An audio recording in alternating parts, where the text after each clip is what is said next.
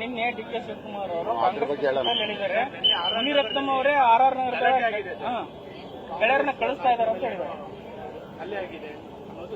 ಸುರೇಶ್ ಅವರು ನಿನ್ನೆ ಸೇರ್ಪಡೆ ಆದ್ರು, ಮುನಿರತ್ನ ನಮ್ಮ ಫ್ರೆಂಡ್ ಅವರೇ ಕಳಿಸಿದ್ದಾರೆ ಅಂತ ಹೇಳ್ತಾರೆ. ಈಗ ನನ್ನ ಗಮನಕ್ಕೂ ಬಂದಿದೆ,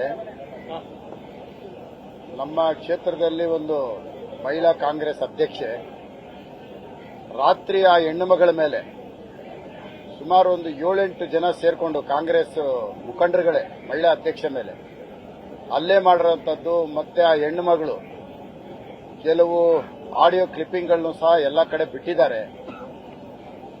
ಬಹಳ ಸ್ಪಷ್ಟವಾಗಿ ಕಾಣಿಸ್ತಾ ಇದೆ, ರಾಜರಾಜೇಶ್ವರಿ ನಗರದಲ್ಲಿ ಗೊಂದಲ ಗಲಾಟೆಗಳು ಪ್ರತಿದಿನ ಇದೆ. ಇದಿನ್ನೂ ಬಹಳಷ್ಟು ವಿಕೋಪಕ್ಕೆ ಹೋಗುತ್ತೆ, ಇದು ಇಷ್ಟಕ್ಕೆ ನಿಲ್ಲಲ್ಲ.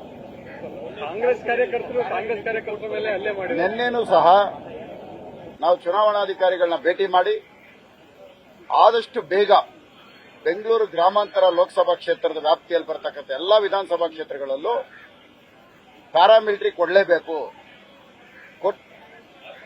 ಭೂಗತ ಪಾತಕಿಗಳು ಏನು ಜೈಲಲ್ಲಿದ್ರು ಅವ್ರನ್ನೆಲ್ಲ ಜಾಮೀನುಗಳ ಮೇಲೆ ಬಿಡುಗಡೆ ಮಾಡಿ ಕರ್ಕೊಂಡ್ ಬರ್ತಾ ಇದ್ದಾರೆ. ಅವ್ರ ಮುಖಾಂತರ ನಮ್ಮ ಪಕ್ಷದ ಮುಖಂಡರುಗಳಿಗೆ ಬೆದರಿಕೆ ಒಡ್ಡೋದಿಕ್ಕೆ ಈಗ ಅದು ಆಗ್ತಾ ಇದೆ.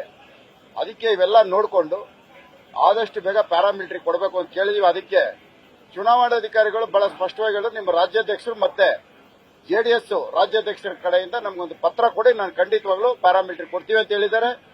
ಈಗ ನಮ್ಮ ರಾಜ್ಯಾಧ್ಯಕ್ಷರು ವಿಜೇಂದ್ರ ಅವ್ರ ಗಮನಕ್ಕೆ ತಂದಾಗ ಈ ಕೂಡಲೇ ನಾನು ಲೆಟರ್ ಬರೀತಾ ಇದ್ದೀನಿ ಅಂತ ಅವರು ಹೇಳಿದ್ದಾರೆ.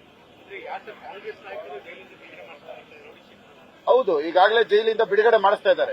ಜೈಲಲ್ಲಿ ಇದ್ದಂತ ಮರ್ಡರ್ ಕೇಸಲ್ಲಿ ಇದ್ದಂತವ್ರನ್ನೆಲ್ಲ ಜೈಲಿಂದ ಬಿಡುಗಡೆ ಮಾಡಿಸೋದು, ಅವ್ರ ಮುಖಾಂತರ ಬೆದರಿಕೆ ಹಾಕೋದು, ಇದು ನಡೀತಾ ಇದೆ. ನೀವೇ ಅಲ್ಲಿರುವ ಕಾರ್ಯಕರ್ತರ ಮೇಲೆ ಕೇಸ್ಗಳನ್ನ ಹಾಕಿ ಜಾಸ್ತಿ ಒಳಗಾಗ್ತೀವಿ. ಈಗ ಕೇಸ್ಗಳು ಹಾಕಿರೋದು ಒಂದೇ ವೇದಿಕೆಯಲ್ಲಿ ಚರ್ಚೆಗೆ ನಾನು ಸಿದ್ಧವಾಗಿದ್ದೀನಿ.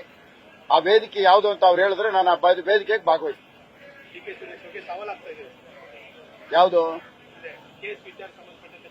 ಎಲ್ಲಿ ಯಾರು ಹಾಕಿದ್ದಾರೆ ಅದಕ್ಕೊಂದು ವೇದಿಕೆ ಮಾಡಿದ್ರೆ ಆ ವೇದಿಕೆಯಲ್ಲಿ ಇಬ್ರು ಮುಖಾಮುಖಿ ಚರ್ಚೆ ಮಾಡೋಣ. ಯಾತಕ್ಕೆ ಸುಮ್ಮನೆ ಕನಕಪುರದಲ್ಲಿ ಕೇಸ್ಗಳು ಹಾಕೋದು ಇವ್ರಿಗೆ ರೂಢಿ, ನಮಗಲ್ಲ ಅದು. ಇವ್ರಿಗಿರೋದು ಕೇಸ್ಗಳು ಹಾಕೋದು, ಬೆದರಿಸೋದು, ಅವ್ರನ್ನ ಹಿಡಿತದಲ್ಲಿ ಇಟ್ಕೊಳ್ಳೋದು, ಅದು ಇವ್ರಿಗೆ ಸೇರಿದ್ದು, ನಮಗಲ್ಲ. ಈಗ ನಿನ್ನೆ ಒಂದು ಮಾತು ಹೇಳಿದ್ದಾರೆ, ನನ್ನ ಗಮನಕ್ಕೆ ಬಂದಿದೆ. ಕೆಲವರು ನಾನೇ ಕಳಿಸ್ಕೊಡ್ತಾ ಇದ್ದೀನಿ ಕಾಂಗ್ರೆಸ್ ಪಕ್ಷಕ್ಕೆ ಅಂತ. ಈಗಾಗಲೇ 40 ಜನನ ಜೊತೆಯಲ್ಲಿ ಇಟ್ಕೊಂಡು ಕಾಯ್ತಾ ಇದ್ದಾರೆ ನಮ್ಮ ಜೊತೆ ಬರೋದಕ್ಕೆ ಡಿ.ಕೆ. ಶಿವಕುಮಾರ್. ನಾವು ಬಾಗಲ್ ತೆಗೆದ್ರೆ 40 ಜನ ಜೊತೆಯಲ್ಲಿ ಬಂದ್ಬಿಡ್ತಾರೆ. ನಾವು ಬಾಗಲ್ ತೆಗೀತಾ ಇಲ್ಲ, ನಾವು ಕಳಿಸುವಂತ ಪ್ರಶ್ನೆನೇ ಇಲ್ಲ. ಇದನ್ನ ನಾವು ತಿಳ್ಕೋಬೇಕು. ಬಾಗಲ್ ತೆಗೆದ್ರೆ ಬಂದ್ಬಿಡಕ್ ರೆಡಿ ಆಗವ್ರೆ 40 ಜನ ಕರ್ಕೊಂಡು ಡಿ.ಕೆ. ಶಿವಕುಮಾರ್. ಯಾಕೆ ಅಂದ್ರೆ ಅಲ್ಲಿ ಒಳಗಡೆ 4 ಉಪಮುಖ್ಯಮಂತ್ರಿ ಕೇಳ್ತಾವ್ರೆ, ಅಲ್ಲಿರೋದ್ರ ಬದಲು ನಮ್ ಜೊತೆ ಬೆಸ್ಟ್ ಅಂತ ಅವರೇ ತೀರ್ಮಾನ ಮಾಡ್ಕೊಂಡವ್ರು. ನಾವು ಬಾಗಲ್ ತೆಗೀತಾ ಇಲ್ವಲ್ಲ, ಸದ್ಯಕ್ಕೆ ಅಲ್ಲೇ ಇರ್ಲಿ, ಎಲ್ರಿಗೂ ಒಳ್ಳೇದಾಗ.